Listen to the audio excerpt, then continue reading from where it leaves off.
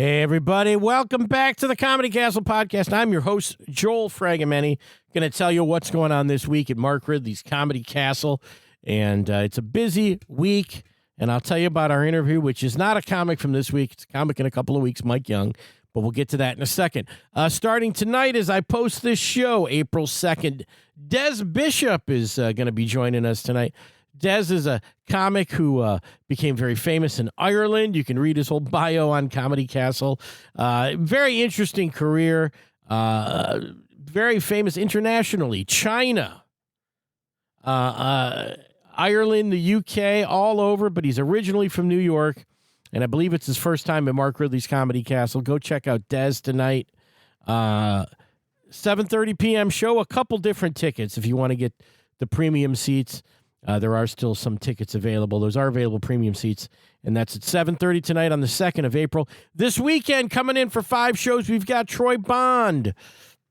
Troy's a guy who is one of those guys who you see on social media, young guy, does the crowd work, talks to the audience. Those things go viral, and people show up for the shows. We've had Troy at the club before, but I believe he's now getting a little internet famous, though. So we should have a really great crowd out for Troy Bond this weekend. And again, the 5 shows, standard show times. Thursday night, April 3rd at 7:30. And, of course, we've got the Friday shows at 7:15 and 9:45. And then Saturday, April 5th, 7 p.m. and 9:30. Bo Lerner is your MC. He was one of my students, and Ella Horbadell. She was a student of mine as well. Really 2 funny young comics opening for Troy. Should be a great 5 shows with him. And then Sunday, I told you about this a couple weeks ago. Jeff Allen is here. The Human Condition. We're still not there yet. That's the name of this tour for Jeff. 6:30 showtime for Jeff Allen. And this show usually sells out. I don't know if it will this time, but you go over to ComedyCastle.com and don't be left out of a Jeff Allen show because it's hilarious.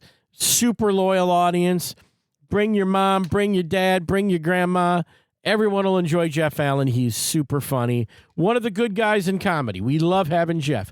You know, when I was a young man in comedy, and I was going to all these different comedy clubs. Some clubs, not so much the Comedy Castle, but there would be clubs that would have the flyer. It was a big deal. It was sort of before websites, right?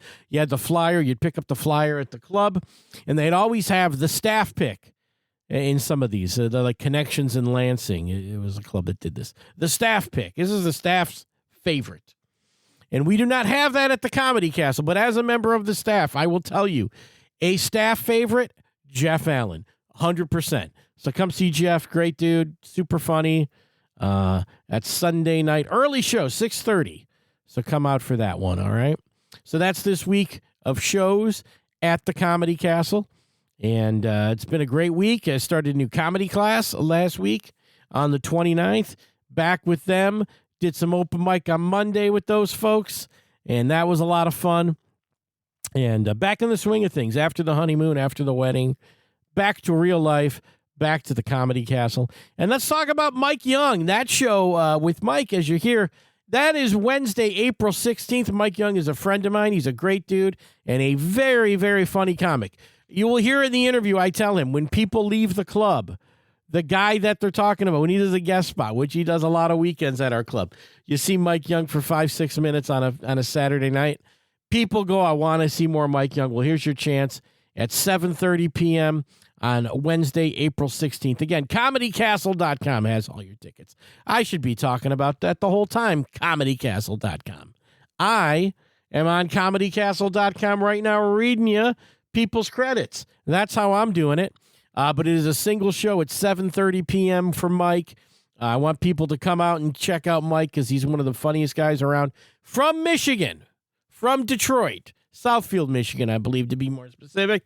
But as you'll hear in this interview, Mike has started out in the L.A. comedy scene, became friends with a lot of these comics before they were big deals, including Sebastian Maniscalco, who we hear some stories about Sebastian in here. Bob Saget used him as his opening act for 10 years. Joe Rogan used him as an opening act. Russell Peters used him as an opening act. So Mike Young kind of knows everybody in comedy, and he's got a great reputation. So If you want to see a local guy done well in L.A. and who's doing a lot of time here on the Michigan comedy scene, come see Mike Young. He's also a filmmaker. His latest film is called Stealing Jokes.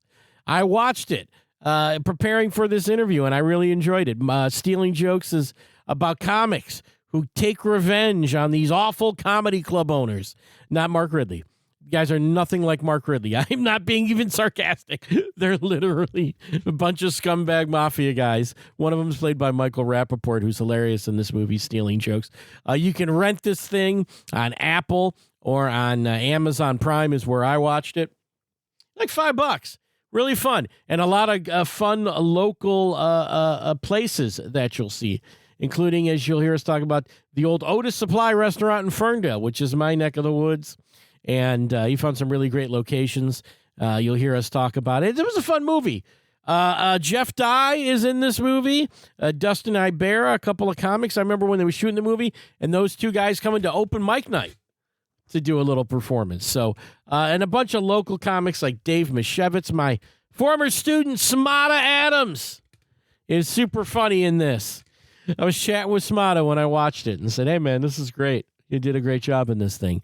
So, yeah, fun movie. So, filmmaker, a comic, maybe do a little music for you on his show on the 16th. It's a couple weeks away, but I want you guys to all come see Mike Young. And let's just throw it to the interview right now, all right? We'll talk after. Here's Mike Young, everybody.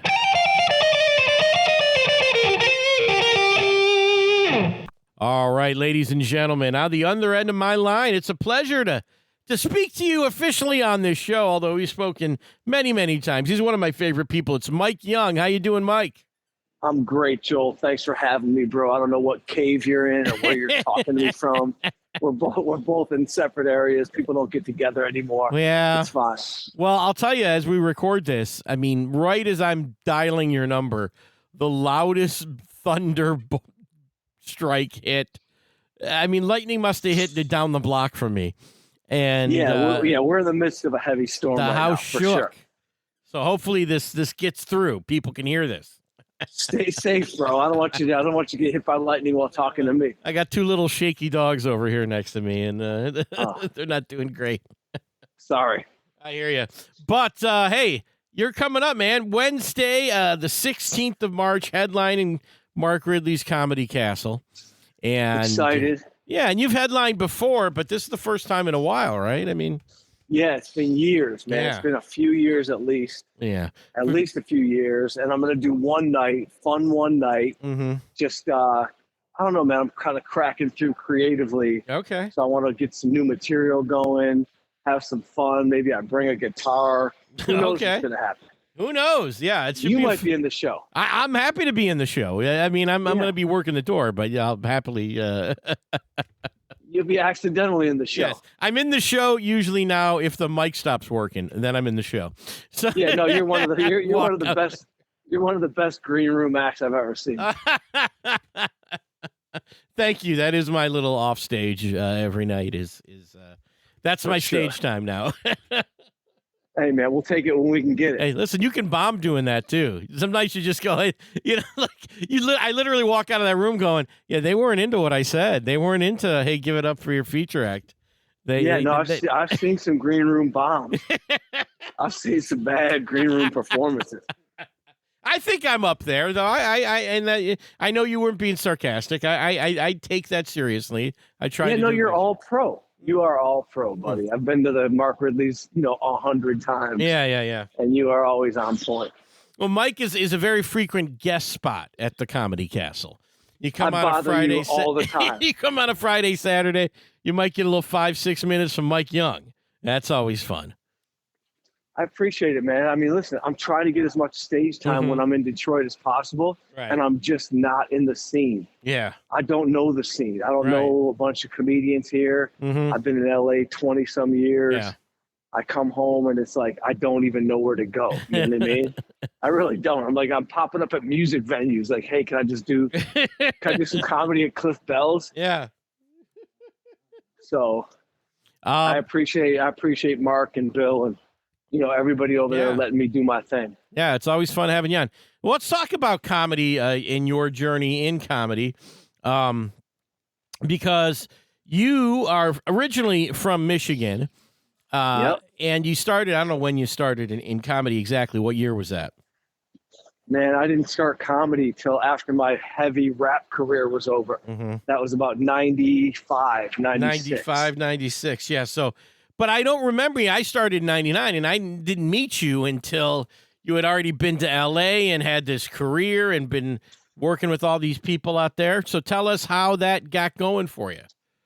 I went, I went to the open mics in LA. I didn't start comedy till LA. I never did it in Detroit. I was Yeah. I'm from Southfield. I grew up wanting, knowing I wanted to be a comedian, Yeah. but was too scared to do it in my hometown. And so after college, I moved to LA. I was still in music. I was heavy in music stuff. And so when I realized I wasn't going to be the next Eminem, I was like, let me start comedy Okay. immediately. And so I started the world famous Comedy Store. Okay. Sunday nights, open mic. You know what I Yeah. mean? 3-minute sets. Yeah. And then every coffee shop in LA doing Mhm. 6, 7, 8, spots a week and just grinding. And my crew was like Bobby Lee, Sebastian, Brett Ernst. Mm-hmm. That was my crew. Yeah. And so those are the guys I came up with. But I never did stand up in Detroit till much later into my career. Mm-hmm.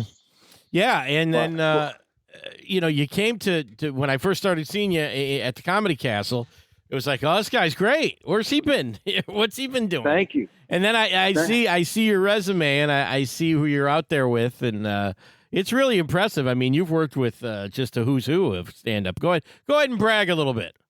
Give us some names. Drop some names on us. First, 5 years into comedy, Joe Rogan took me on the road. Oh, so I wow. was blessed. Yeah. When Joe had Fear Factor, I'll never forget, Joe Rogan was like, hey man, you're hilarious. Like, who are you? Yeah. I got some gigs on the road. You want to do it? Wow. That turned into 2 years on the road with Joe Rogan. Nice. Playing everything from the House of Blues in Vegas to, just all like 1,000 to 1,500 seat theaters. And so that was amazing. So I cut my teeth on the road there. It was me, Joe, and like Joey Diaz and Ari Shaffir. And, we had a great fun run. And then Russell Peters took me on the road. So I got to really hone my craft. I was getting tons of stage time. Yeah. And so I would go on the road with Russell Peters. And then obviously Bob Saget blessed me. And Bob was my guy, man. I opened for Bob for over 10 years. And so that was my brother, man, So I became Bob's opener for over 10 years. And that was just an amazing, you couldn't ask for a better run. Right. Every house was packed. Every show was sold. You know what I mean? It was every week. So, I was very lucky and fortunate enough to go with some great people. And then obviously, Sebastian took me for 14 arenas, Wow. Arena shows. And, it's kind of like, I don't know, man. Part of me is just, all I care about is being good. It's just, let the craft be great at the craft. And the other part is be a decent hang. Right. Well, that's important when you're on, you're with these guys, the stage is whatever, even as an opener, 30 minutes maybe, right? And then 23 and a half other hours of the day, you got to be a decent person if you want to work with these guys. Yeah. I saw Barry Katz talk about, the ability to hang, Yeah. And it's kind of underrated, and it's not something that you want to really focus on, but you really do want to it's business. So you don't want to be an annoying, you don't want to be annoying on the road. Yeah. You don't want to be overbearing. You just want to focus on your work, do a great job when you're opening, right? Set the stage, make sure the crowd's awake and ready. You take that bullet, you do a good job, and they keep you on. And but with Bob, that became like my best buddy. Yeah. You know what I mean? We became family after a while. After 10 years, it was more than just, me touring with Bob and opening. Yeah. Yeah. He was my brother, man. Like I miss him every day. It's crazy touring without him. It's I think about him all the time. That was a heavy blow. I bet, man. Yeah, I bet that was a real tragedy for everybody that knew him. And you just, the thing about Bob is when, you hear that about guys after they're gone about, man, like he was the greatest guy, Yeah. Because some people, they die and they're like, oh, that prick's gone. Thank goodness. Let me tell you about him. I've been holding back these stories, and then with Bob, there was none of that, man. Yeah.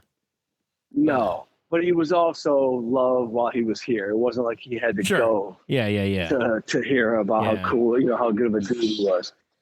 Listen, did we battle on the road sometimes? Of course. Yeah. Could Bob be annoying like the rest of us? Yeah.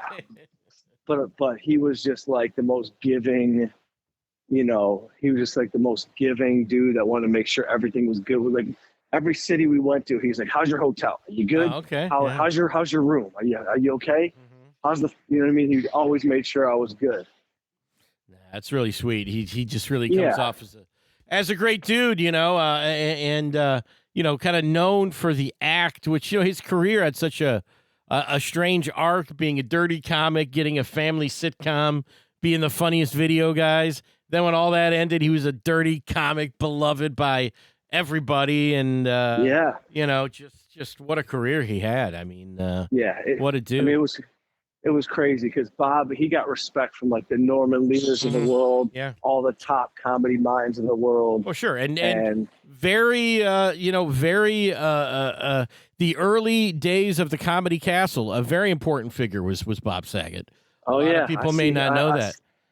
I see his picture there every time I come by. Every time I beg for a guest set on Fridays and Saturdays. But when I would talk to Mark about Bob, he would say, that was one of the guys that would happily, come to Detroit back when the comedy. And now you say Comedy Castle, everybody in the country knows it, but back then people didn't know it. Mark was trying to, get his sea legs and get this thing running, and and he was one of those guys that was happy to come out and do it, and. Dave Coulier, that was the connection there, I think, to Of course, Bob. man, that was his brother, yeah. And, just really one of the original reasons the Comedy Castle became what it became was because of guys like Bob Saget. Yeah, and Bob was a loyal guy, you know what I mean? Like, he would never forget that. And right. He would, he would never poo-poo going back to a club to work on material, but, he had a lot of love for the Comedy Castle. All right, now let's tell me all the time. Yeah. I mean, it's absolutely you will see more than one photo of him on the wall when you walk into the club. So go check that out if you haven't. But let's talk about your career, your comedy. Now let's talk about what you're talking about in this act. What did you start out doing? How does that become the 2025 version of Mike Young? Give us all of the things that you're bringing up, talking about your life, all that stuff. Man, I try to just. I mean, you've seen my act now, even if it's only in 6 minute increments, but, I try to kind of stick with what's happening in my life. Mm-hmm. So, unfortunately, recently, I was engaged and I got disengaged. Okay. And so I've been kind of working on, seems to be a running theme in my act is how I can't stay in a relationship. And I just, I'm 0 for 2 in engagements. Mm. So I'm kind of just sort of digging out, what it is that can make a relationship work. So I'm heavy on the relationship stuff. I'm heavy on the friends and family stuff. Mm-hmm. I kind of, my act is always observational. Mm-hmm. If something hits me in the day and I think it's worth talking about, or if it moves me, I write it down. Yeah. And so there's just, without going into my whole act, I think it's just really everyday life of what I'm going through. Right. So it's, looking at my divorced friends, trying to balance their lives and how disastrous they are, how friends with money hit it big and how much fun it was to hang out with them. Yeah. It's really just observations of life, from my POV. And you've got some great stuff in your act about getting older and Yeah, I'm getting older. I'm pulling muscles doing nothing. The sports Yeah. teams and that. Yeah. That I'm stuff's playing in hilarious. 9 different leagues. Thanks, man. Eventually, I'll have a show with that. Like that'll be my that should be my sitcom. Just put me on Yeah, a bench absolutely. on any sport. You know what I mean? Give me my team. Yeah. You know, give me my captain that takes it too seriously. Give me my best dressed, worst There you go, dude. athlete. You know what I mean? Give me my guy that's hooked on pills. Let's put this team together. And then The adult Bad News Bears. Then when you leave the ice, there's a girl there, and you're trying to stay with her and work that out. Yeah. Thanks for writing that piece, Joel. That's good. I'll take a credit on this one. No worries. Yeah, dude. yeah. Go ahead, bro. My new executive producer. I just got sued. Hey, I got NYU Film School, baby, right here. Come on, let's do it. You're talking to the guy. I didn't go to film school. Yeah, I did. See, there you go. Damn, I should have hired you on my movie. Nah, dude, your movie. First of all, I just watched Stealing Jokes last night because I knew I was talking to you, and I was going to watch it anyway. And I'm having Mike on. Let's watch this movie. I had such a good time watching this, dude. And I don't know if it's because I'm deep in the Michigan comedy scene and seeing so many Michigan comics and stuff like that in there, and just relating to what these characters are going through, dealing with these club owners and stuff. I really had a good time watching it, dude. Thank you, buddy. That's all I want. Listen, on this movie, it's now my 4th film, and on this one, I really just wanted everyone to have fun because I had fun making it. I always wanted to do a movie about comedians, getting revenge, in places where they deserve, to get their money or whatever. Like I always wanted to do like a heist film. And so I made this movie. It was fun to shoot. My actors were great. Yeah. And I had fun making it, and I eventually just had fun watching it. And so you can't go past that thought. You know what I mean? You can only make what you like and make what you hope. I don't think about people. You always see things like, think about the audience, think about the No, you make the movie you want to see, and that's what I did. And I'm happy with Stealing Jokes. Yeah. Are there moments I would change? Of course. Are there scenes I could tighten up? Every time. But I actually am very happy with Stealing Jokes. So I hope it catches, a little fire. And it's out there on Apple now, Amazon. Yeah, I got it on Amazon. Yeah. I appreciate it, bro. I'll give you $6 when I see it. Dude, I think it was less than that what I paid for it. Oh, well then you're welcome, bro. Yeah, it was $5. Oh, good. It was $5, and then I do the thing sometimes when I order Amazon and I go, I don't need this right away, and they go, we'll give you a credit to watch like a movie rental thing. So it was like $2. Oh, so basically you did a buy one get one free on my movie. It was an Amazon thing. I could have watched any movie. I you know what I mean? I could have watched Anora with that money, but no, I watched your movie. So there you go. Thank you, buddy. Yeah. And just a couple things that just to talk about it. I mean, if you're the comics in this thing, first of all, it opens at the Comedy Store with you. I thought that was really cool. Those road stories. And I feel like this movie sort of came out of comedian road stories. It did. Yeah. This was by comedians, for comedians, about comedians. Every comic has a story about getting stiffed on the road. You know what I mean? Being left in a town that they're not comfortable in. Having a club owner, say they own 4,000, giving them 500. Every comic has like an old road story. Yeah. So I was always thinking like, I don't know, man, we got to do a heist film where comedians finally get their due. And so I wrote it and was lucky enough to get, investors in Detroit and shoot it all in Detroit, except for that opening scene in LA. Right. And man, it was fun. Sebastian's story in the beginning was hilarious. Right at the beginning. I didn't expect to see him. It was super funny. Yeah. And then, by the way, they fucked him on that Mac show, by the way. That show was so funny, Bookie. What show? Bookie, his sitcom. Oh, they just canceled it. He did 2 seasons, and that thing's a riot. I know. That show is so good. And you would never know it's even on when you put on Max. They don't even show you that there's this. It was ridiculous. Yeah, Hollywood, bro, you can't figure it out. You'll go crazy if you try to figure stuff out. That was a great show, but have to, you just got to make what you like making and like hope it goes. But so it starts with that. Then you get the road stories. Then we're back. Then we're in Detroit. Then we're in Michigan, and seeing the independent comedy club, that made me feel nice seeing some of those people. Bart Dangus Yeah. hosting the show as Jeff Dye walks out. That was cool. Yeah, those guys were great to work with. You know what I mean? My Mhm. brother had done improv down there. I'm Okay. sure you've been down there a bunch. Yeah. And so, yeah, I went and scouted that place, and I told them I'd use some of their comedians, and I did. Yeah. And yeah, it was great to shoot there. Yeah, I enjoyed seeing some of those guys in there. And then I watched Dave Mishevitz getting whipped. Yo, Michelle, bro, that's my buddy from LA. Like I didn't even know Dave from Detroit. Oh, you That didn't was know like, Dave from Detroit? Yeah, Dave knows No, everybody. that was my Dave- comedy store buddy. I tell you what, everybody that comes through town knows Dave. All these He's a LA good guys dude. that come through, everybody knows Dave Mishevitz. Yeah, Mishevitz is a great dude. He did a great job. He's such a weird freak that he, you know what I mean? He was totally fine getting Absolutely. whipped by a dominatrix Yeah, that was in fun the to see. movie. Yeah. We almost had to check out his tattoos because, like I think Illich like owns the actual D, for the Detroit D. The so Detroit we had to run Tiger his, D. we had to run his tattoos through legal. They made it though. They cleared.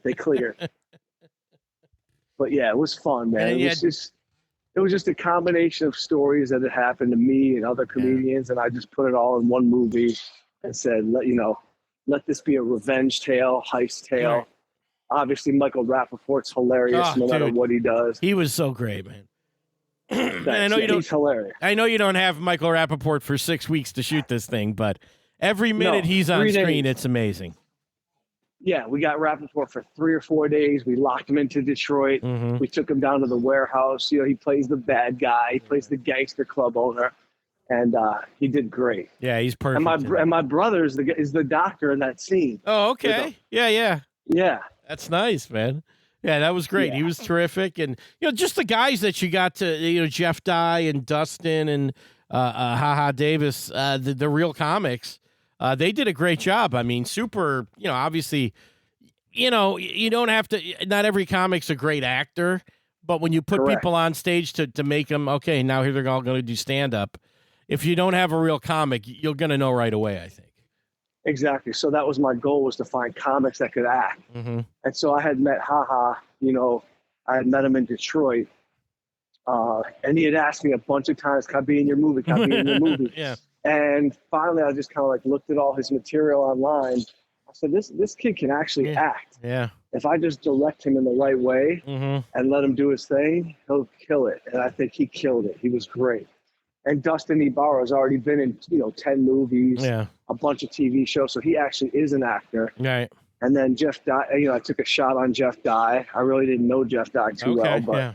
I took a shot on him. He was leading man. Yeah. He looked tired and hungover. He was fine. He did a great job. You know what I mean? I just told him stand up straight Yeah. and look handsome. He did. He did a good And job. yeah, and then and Luke Knoll really was like my surprise cast guy who I was like, oh dude, I didn't know he was on SNL. Oh, okay. Yeah. I didn't know even either. know about him. Yeah. He auditioned. He ended up beating out like Matt Rife and all these other Okay. big name guys for the role just because he was that good. Yeah. And turns out he was on SNL for a year, Yeah. which I didn't know. But Luke Knoll was hilarious as Donnie Hefner. Yeah. You know, Yeah.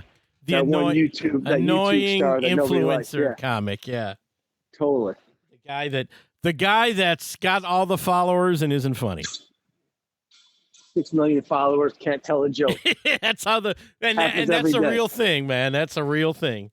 Yeah, that's something comics have to deal with. For sure. Absolutely, man. Yeah, that really was nice. And some of these locations in Detroit that you got were terrific too. Now, I'll tell you this: Otis Supply, which is was that open when you shot, or had they closed? by then?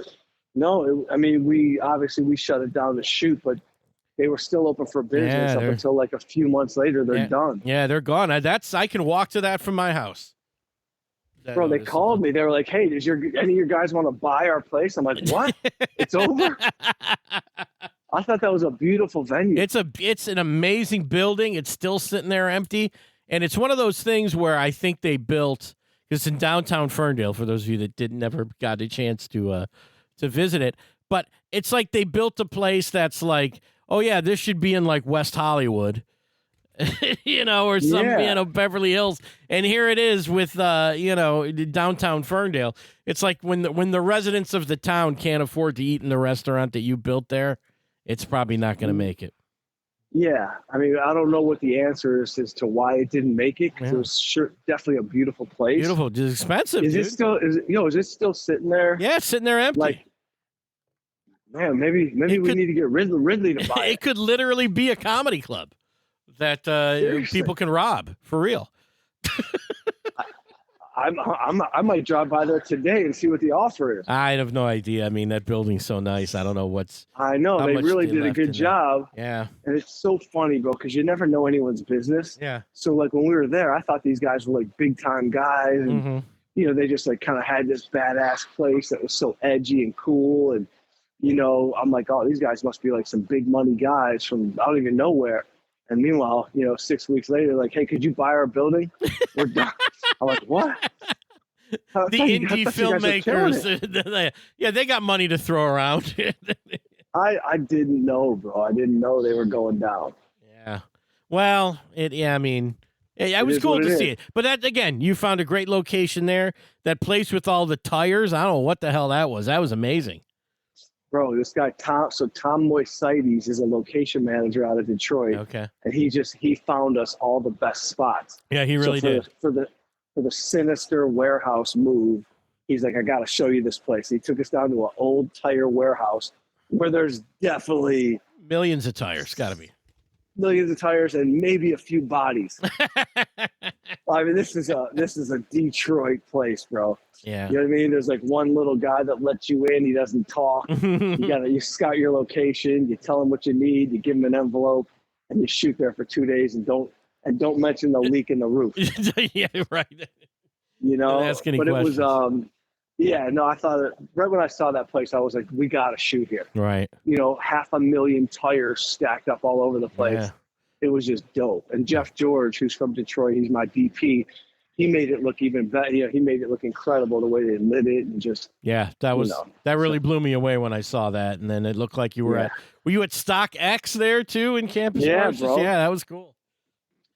Dan Gilbert is my producing partner on the movie. Okay. So they let us shoot in a couple of their spots. Yeah. And so we shot at Stock X. And something really fun happened. So those tricycles that they were riding around on? Right. We had the scene and the dialogue was already ready to go. But when we got to the location, we saw those tricycles. And so I was like, dude, we're changing up. Get out of this room. We are riding those tricycles. And we are saying threatening things while on a tricycle. Yeah. And so that was actually that was like one of my favorite scenes. Yeah, it was really neat. Like my favorite accidents that happened. Yeah, it was super fun, man. Yeah, everyone should watch Stealing Jokes. I enjoyed that. If you're a comedy fan, and if you're listening to the show, you're a comedy fan, right? And and you got how is the podcast? Where does this thing live? Like Comedy Castle Podcast, baby. You just look it up on all things. Comedy Castle Podcast. Apple, you get it on everything. There's a link to it on comedycastle.com. And yeah, every platform. Every platform. It's everywhere.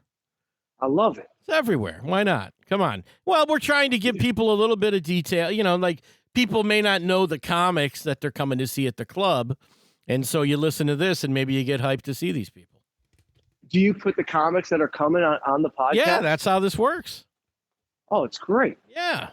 And so I've had, listen, if you want to know, the best interview I think I did, because I did more research than anything, is I had Yakov Smirnoff on here and just his whole career from the beginning to now. And he's originally from Ukraine, so we got into the Ukraine stuff. And that was a really great interview. His kid's a comedian. His kid's a comedian? I did not know that. All right, there you go. Yeah. Yeah, but I had Yakov. I talk to whoever we can get, Some guys are like, I ain't doing this thing.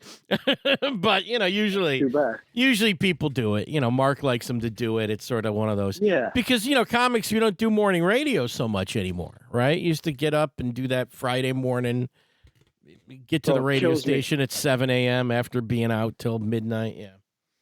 But that kills me that they don't do that anymore. That was like the most fun thing. And it sold a lot of tickets. It sold a ton of tickets. I would, even with Saget, we would be at the shows and they'd be like, oh, we heard you on the radio. We heard you on the radio. And so I don't know what changed. Yeah. Maybe radio started becoming pay for play. I don't know what happened. Okay, so I think because I was sort of, I had a little, I had a cup of coffee in commercial radio there for a minute. It's really about the FCC. That's really what it came down to, was the FCC. The radio stations found it too risky to have people on that didn't have, whatever, that FCC license that they threaten they're going to pull if you're like the full-time jock or whatever. So they'd have comics on, and that was a lot of it. And then I think the other thing was it just became, like when Howard Stern left to go to satellite, and then there was this rise of podcasting, commercial radio said, we're just going to get out of talk unless it's political, which look at where we are now, right? But That's too bad. They got out of sort of comedy talk and let satellite have it and let podcasting have it. Now, of course, if you're commercial radio, you almost would think like, hey, let's get back into it. But they just gave it up. They just gave it up, and now we've got this empire of Rogan and all of these comics, Kill Tony, all these guys. And it's all came out of the fact that they wouldn't allow that stuff on the radio anymore. But it's got to come back, though. There's too many stations. You would think that that's where the money is, but we'll see what they do. But then, if we get like a comic, and I know you did this to promote Stealing Jokes, is you get on that morning television. That's a ticket movie. Yeah. We send they'll take, but they don't even take everybody. You gotta be I'm gonna force them to take me back to Live in the Deep. Yeah, right. For April 16th. Yeah, but you gotta get, because the TV people are like, well, we only want this person if we know them from something else. So they'll take, like when we had Tom Arnold at the club, they took him. They'll take John Heffron because he was a morning radio guy for years in this town.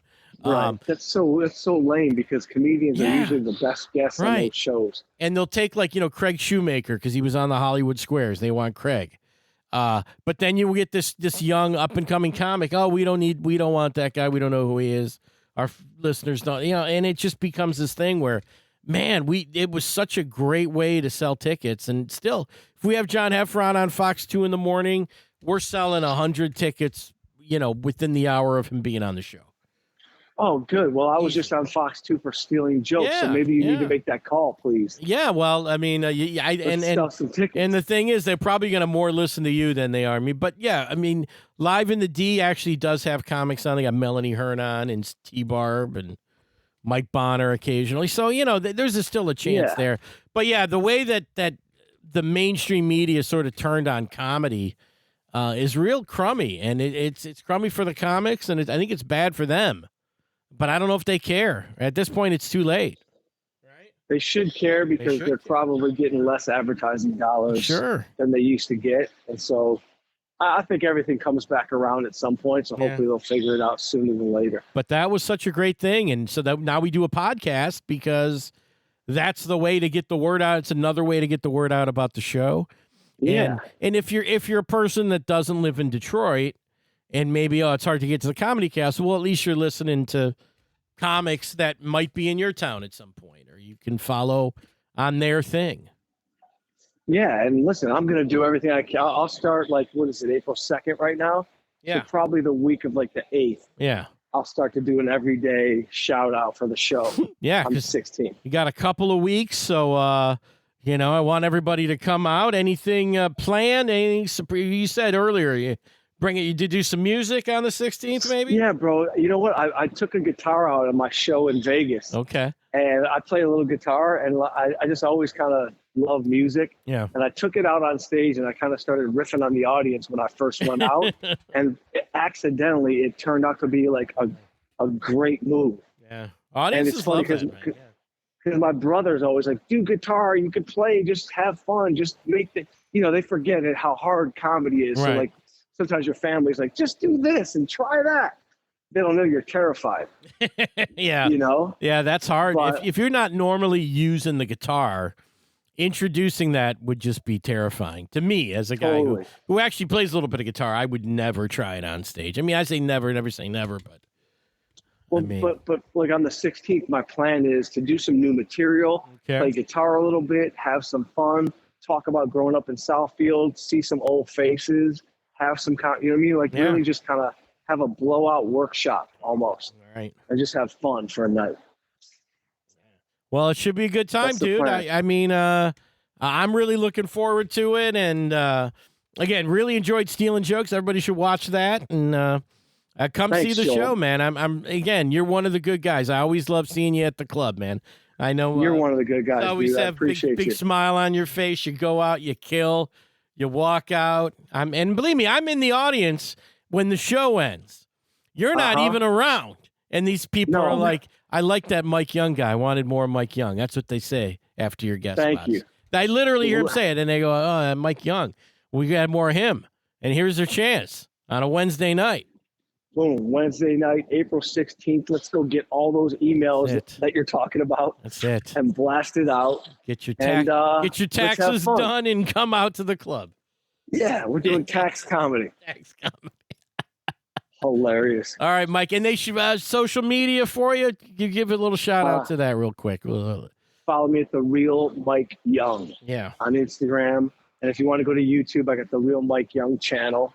Right. And otherwise, I'll see you on the 16th. Hey, Mike, thanks so much for doing this. It was great. Joel, appreciate you, buddy. Thank you. buddy. I'll see you soon. Sounds great. See ya. Bye-bye. Okay, bye. Well, there it is, guys. Mike Young. Mike Young. Yeah. Funny dude. I've never seen him do music. I know he had a hip-hop career. What's that look like? We're going to find out in a couple of weeks. And I did really enjoy Stealing Jokes. It's an indie movie, but, you know, you'll dig it.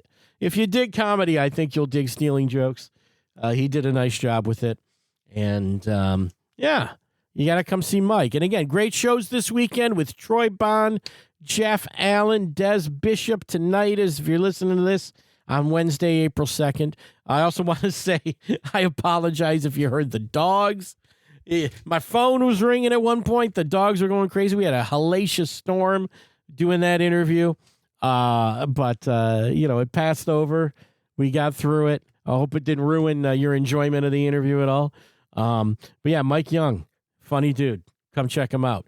Also got a just quick plug for the comedy classes at Mark Ridley's Comedy Castle. If you've ever thought about doing stand-up comedy, Mark Ridley's Comedy Castle is the place to do it if you live in Michigan, Ohio, Southern Ontario. Get yourself to Mark Ridley's Comedy Castle. Bill Bashar teaches the beginning class, Stand-Up Comedy 101. You can take that class with Bill on Saturday morning or Monday evening. And then if you've done that, or if you've done a little bit of stand-up and you want to get better, you want to know how to be a professional comedian, I consider it a trade school. I consider my advanced comedy class a way to prepare for a career in stand-up comedy. I will teach you that on Saturdays at 12:30. Go to comedycastle.com. There's more information about the classes up there.